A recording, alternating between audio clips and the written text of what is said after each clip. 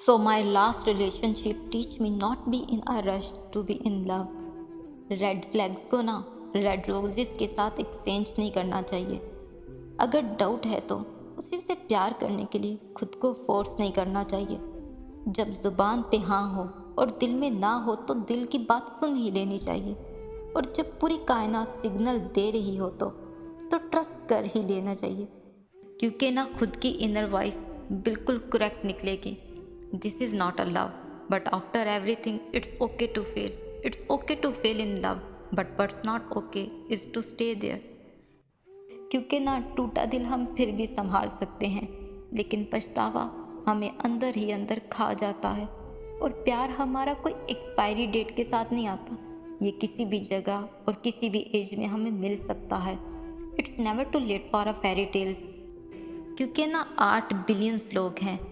And it's worth it to take a chance and to trust yourself again. क्योंकि ना कहते हैं कि अंदर की आवाज़ कभी झूठ नहीं बोलती, और इश्क की आवाज़ तो सबसे पहले दिल में गूंजती है। So let's your inner voice guide your dating journey, and happens is to provide you with a safe environment